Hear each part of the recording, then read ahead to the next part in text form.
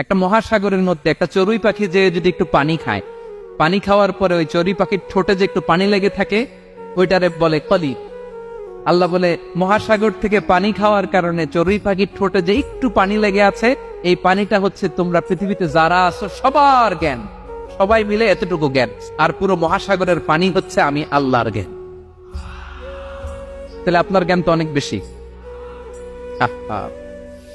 এজন্য জ্ঞানের বড়াই করা যাবে না। আল্লাহ বলেন ওয়ালা ইউহিতুনা বিশাইইন মিন ইলমিহি ইল্লা বিমা শাআ। আল্লাহ যতটুকু জানান ততটুকুই আমরা জানি, তিনি যে কত জানেন আমাদের কোনো ধারণা নাই। ঠিক কিনা বলেন? কেউ তার জ্ঞানকে পরিব্যাপ্ত করতে পারে না, পরিবেষ্টন করতে পারে না। তার জ্ঞানে কি আছে কেউ জানতে পারে না, ততটুকু ছাড়া যতটুকু তিনি জানান। সুবহানাল্লাহ। নবীরা কি সব জানেন? বিষ্ণু ঈসা ইসলাম সব জানতেন?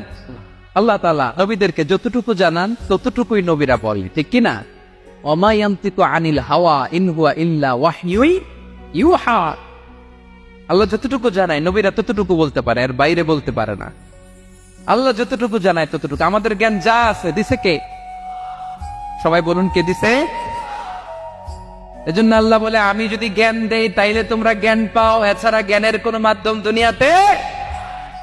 আর আমাদের জ্ঞান একেবারে কম, এই জ্ঞান নিয়ে আমরা বড়াই, কত বড়াই করি। জ্ঞানের কত বড়াই, গর্ব অহংকার, কত গরম আছে না নাই? কি জ্ঞান আছে আপনার? কি জানেন বলেন? ভবিষ্যৎ জানেন? কালকে কি হবে জানেন? তো কি জানেন আপনি? কালকে কি হবে এটাই তো জানি না, এখন কি হবে তাই জানি না, পিছনে কি করছিলাম এটা মনে রাখতে পারেন। আজ থেকে 1 মাস আগে এই বিকেলে আপনি কি করতেছিলেন মনে আছে?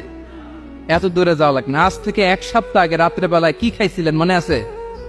আজ থেকে 5 দিন আগে কোন জামাটা পরছিলাম মনে আছে? তো কি জানেন আপনি? কিছুই না। আমাদের জ্ঞানকে আল্লাহ বলেছেন কালিল।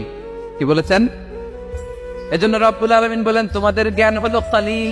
ওমা উতিতুম মিনাল ইলমি ইল্লা কালিলা। একেবারে যত সামান্য জ্ঞান আমি আল্লাহ তোমাদেরকে দিয়েছি, আসল জ্ঞান ভান্ডার একমাত্র আমি আল্লাহর কাছে।